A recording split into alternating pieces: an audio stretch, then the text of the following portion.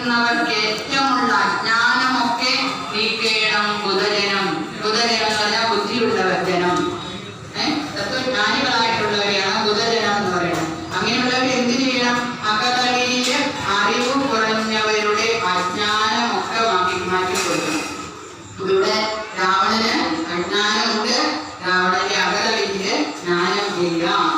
അതിനെ ഒന്ന് മാറ്റി അവിടെ ജ്ഞാനം നിറച്ചു കൊടുക്കേണ്ട ഒരു ചുമതല എനിക്കുണ്ട്. അതുകൊണ്ട് കൂടിയാണ് ഞാനിവിടെ വന്നത്.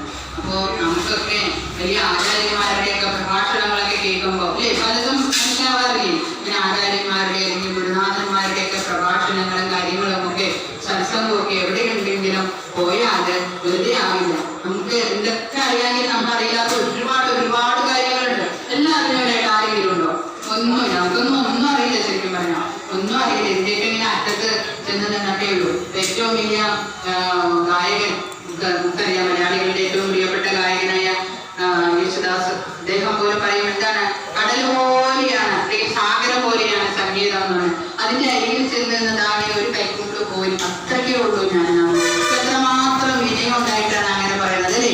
സാഗരം പോലെയാണ് സംഗീതം. അതുപോലെ തന്നെയാണ് അറിവ്, സാഗരം പോലെയാണ്. അതാണ് ഞാൻ കഴിഞ്ഞ ദിവസം പറയുന്നത്. നമുക്ക് വേദങ്ങളും ഉപനിഷത്തുകളും പുരാണങ്ങളും 18 പുരാണങ്ങളും അനവധി കാര്യങ്ങളുണ്ട്. ഇതിലെല്ലാം അറിവ് ഇങ്ങനെ നിറഞ്ഞിരിക്കുകയാണ്. പക്ഷെ ഇത് മുഴുവൻ വാരി പോയി കുടിക്കാനൊന്നും നമുക്ക് ഈ ഒരു ജന്മം പോരാ, ഇനി എത്രയോ ജന്മങ്ങൾ എടുത്താൽ പോലും സാധിക്കുമെന്ന് അറിയില്ല അല്ലേ?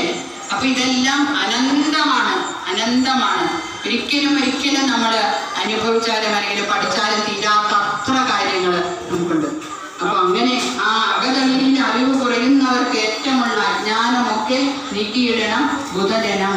അറിവുള്ള ആളുകള്, തത്വജ്ഞാനികളായിട്ടുള്ളവര്, അറിവില്ലാത്തവരുടെ അജ്ഞാനത്തെയൊക്കെ നീക്കി കൊടുക്കണം. അപ്പൊ നിന്റെ അജ്ഞാനത്തെ നീക്കി കൊടുക്കാനും കൂടി വേണ്ടിയിട്ടാണ് ഞാൻ ഇങ്ങനെ ഒരു കാര്യം ചെയ്തത് എന്നാണ്. അത് ജഗതി കരുതു കരുണാൽ തരാം ധർമ്മം എന്ന